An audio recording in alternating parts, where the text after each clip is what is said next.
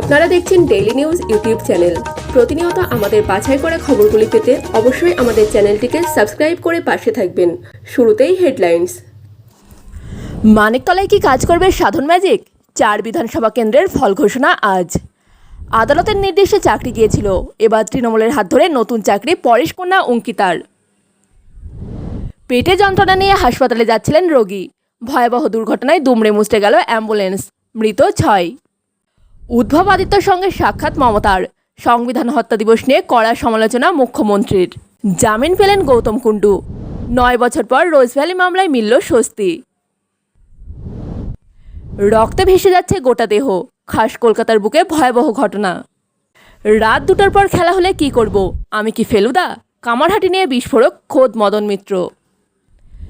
কলকাতা সহ দক্ষিণবঙ্গের কিছু জেলায় ভারী বর্ষণ, সঙ্গে বজ্রপাতের আশঙ্কাও।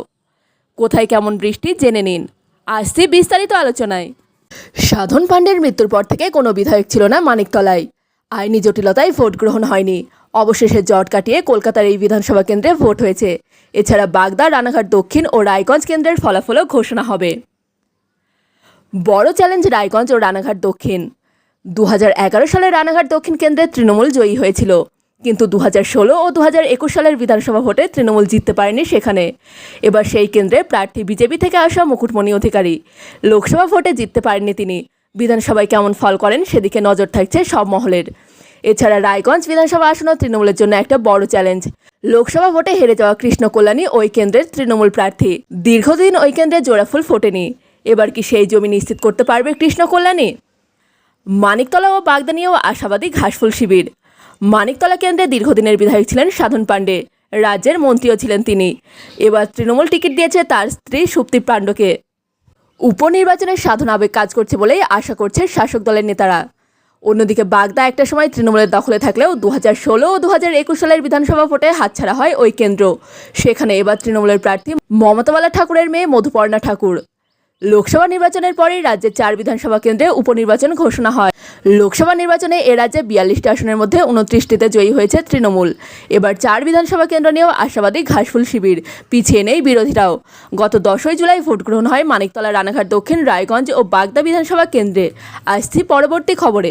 আদালতের নির্দেশে ঘরের পাশে স্কুলে চাকরি গিয়েছিল।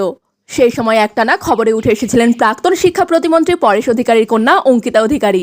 তা নিয়ে রাজ্য জুড়ে কম জলঘোলা হয়নি। সেই অঙ্কিতা অধিকারী এবার রাজনীতির ময়দানে। শুক্রবার অঙ্কিতাকে কোচবিহার জেলার সম্পাদকের দায়িত্ব দিল তৃণমূল কংগ্রেস।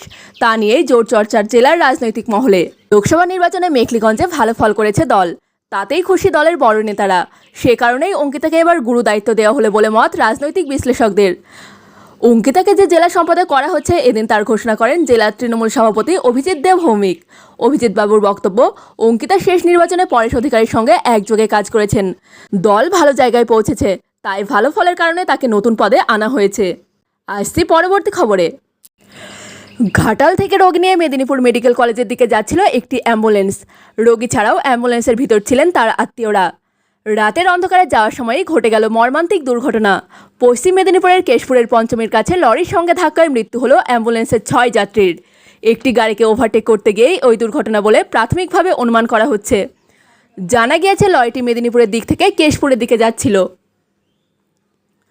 কয়েকদিন আগেই পেটের যন্ত্রণা নিয়ে ঘাটাল মহকুমা হাসপাতালে ভর্তি হন এক মহিলা। সেখান থেকে তাদের মেদিনীপুর মেডিকেল কলেজ হাসপাতালে নিয়ে যেতে বলা হয়। রোগীর বাড়ি চন্দ্রকোনায়। অ্যাম্বুলেন্স ডেকে রোগীকে নিয়ে যাওয়ার ব্যবস্থা করেন তার আত্মীয়রা। নিয়ে যাওয়ার সময় পথেই ঘটে যায় এই দুর্ঘটনা। পুলিশ সূত্রে জানা গিয়েছে অ্যাম্বুলেন্সের চালক ও রোগী জীবিত আছেন, বাকি যাত্রীদের মৃত্যু হয়েছে। ঘটনাস্থলেই 5 জনের মৃত্যু হয়, পরে হাসপাতালে মৃত্যু হয় আরও একজনের। আহতদের মেদিনীপুর মেডিকেল কলেজ হাসপাতালে ভর্তি করা হয়েছে। প্রাথমিকভাবে জানা যাচ্ছে অ্যাম্বুলেন্সটির গতি এত বেশি ছিল যে তা নিয়ন্ত্রণ করা সম্ভব হয়নি। আসছি পরবর্তী খবরে। মুকেশ আম্বানির ছেলের বিয়ে উপলক্ষে মুম্বাই গিয়েছেন মুখ্যমন্ত্রী মমতা বন্দ্যোপাধ্যায়। বিয়ের অনুষ্ঠানে যাওয়ার আগে সেরে নিলেন রাজনৈতিক সাক্ষাৎ। বৃহস্পতিবারই মুম্বাই রওনা হয়েছেন মমতা, আর শুক্রবার দুপুরেই তিনি পৌঁছে গেলেন মাতোশ্রীতে। উদ্ধব ঠাকরে ও আদিত্য ঠাকরের সঙ্গে একান্তে আলোচনায় বসেন মমতা।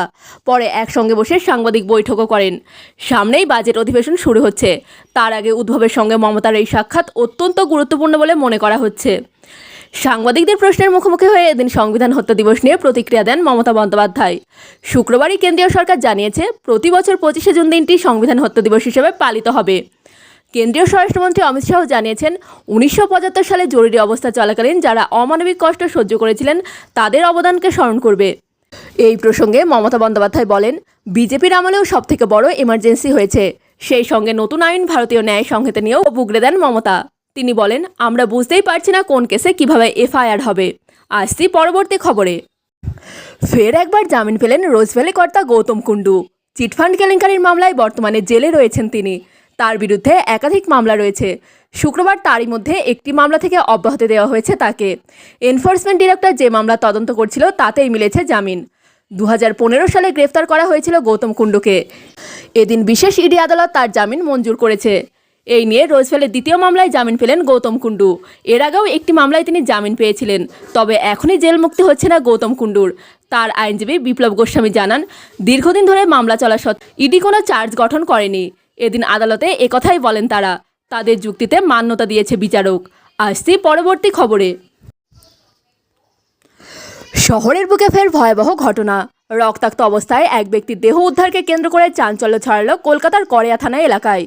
একটি বন্ধ ঘরের ভিতর থেকে উদ্ধার হলো যুবকের দেহ। রাতের অন্ধকারে কেউ বা কারা তার ঘরে ঢুকে তাকে খুন করেছে বলে প্রাথমিকভাবে পুলিশের অনুমান। শুরু হয়েছে তদন্ত।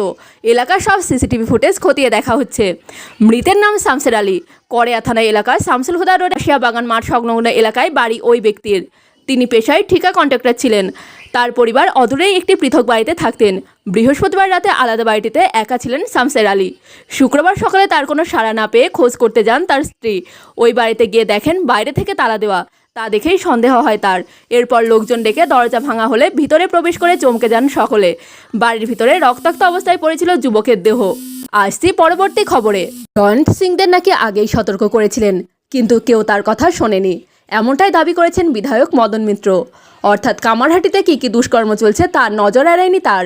শুধু কি হামলা বা ভাঙচুরের ঘটনা, উঠছে জমি দখল থেকে বেআইনি নির্মাণেরও অভিযোগ। সেই প্রসঙ্গেই এবার বিস্ফোরক দাবি করলেন কামারহাটির বিধায়ক মদন। তার দাবি, কামারহাটিতে এইসব ঘটনা কোনো ব্যাপার নয়। মদন বলেন, এমএলএ কি জমি জমার হিসাব রাখে? কত সেটিং হলো এসব দেখা আমার কাজ নয়, পুরসভার কাজ, আমি বলতে পারবো না। আর জয়ন্তের বাড়ি সম্পর্কে মদন বলেন, বিনা পারমিশনে ওরকম প্রাসাদের মতো বাড়ি উঠলো, কেউ জানতেও পারলো না, এটা অদ্ভুত। ডেইলি নিউজকে দেওয়া সাক্ষাৎকারে মদন মিত্র বলেন, কামারহাটিতে বেআইনি নির্মাণ, পুকুর বুঝিয়ে বাড়ি তৈরি করা কোনো ফ্যাক্টরি না। পাড়ায় পাড়ায় জুয়া সাট্টার আড্ডাও কোনো ব্যাপার নয়। তাহলে বিধায়ক হিসেবে কিছু বলছেন না কেন? মদন বলেন, রাত 2টোর পর খেলা হচ্ছে, আমি কি রাত 2টোর পরে গিয়ে ধরবো? আমি কি ফেলুদা? স্থানীয় প্রশাসনের ব্যাপার এগুলা। বিধায়কের হাতে কোনো প্রশাসন নেই, বক্তৃতা দিতে পারি শুধু। মদন দাবি করেছেন, এইসব বিষয়ে একাধিকবার অভিযোগ জানিয়েছেন তিনি, কোনো লাভ হয়নি। তবে তালতলা স্পোর্টিং ক্লাব বন্ধ হয়ে যাওয়ায় খুশি মদন মিত্র। তার দাবি, ওই ক্লাবে অপরাধের ঘটনাগুলো ঘটছিল। উল্লেখ্য, ওই তালতলা স্পোর্টিং ক্লাবেরই সেক্রেটারি ছিলেন জয়ন্ত সিং। আসছি পরবর্তী খবরে। বৃষ্টির পরিমাণও ব্যাপকতা কমবে উত্তরবঙ্গে। আজ শনিবার শুধুই ভারী বৃষ্টির হলুদ সতর্কতা জারি আবহাওয়া দফতরের। উত্তর পূর্ব ভারতের রাজ্যগুলিতে প্রবল বৃষ্টি চলছে। এর প্রভাবে পার্বত্য ও সংলগ্ন এলাকায় প্লাবন, পার্বত্য এলাকায় ধসের সম্ভাবনা, এমনটাই জানিয়েছে আবহাওয়া দফতর। সোমবার থেকে পরিস্থিতির কিছুটা উন্নতি হতে পারে উত্তরবঙ্গে। মৌসুমী অক্ষরেখা দক্ষিণবঙ্গের উপর সক্রিয়। এর প্রভাবে বজ্রবিদ্যুৎ সহ হালকা থেকে মাঝারি বৃষ্টি হলেও ভারী বৃষ্টির কোনো সম্ভাবনা নেই দক্ষিণবঙ্গে। পশ্চিমের জেলাগুলিতে বজ্রবিদ্যুৎ সহ বৃষ্টির সম্ভাবনা আজ। কলকাতায় আংশিক মেঘলা আকাশ, বাতাসে জলীয় বাষ্পের পরিমাণ বেশি। বৃষ্টি না হলে আর্দ্রতাজনিত অস্বস্তি থাকবে। আজ শনিবার সামান্য বৃষ্টির সম্ভাবনা থাকলেও তা হালকা থেকে মাঝারি বৃষ্টি হবে। আগামী 7 দিনে ভারী কোনো বৃষ্টির সম্ভাবনা নেই। শনিবার সর্বনিম্ন তাপমাত্রা ছিল 20.7 ডিগ্রি সেলসিয়াস, যা স্বাভাবিক তাপমাত্রা থেকে 0.1 ডিগ্রি সেলসিয়াস বেশি।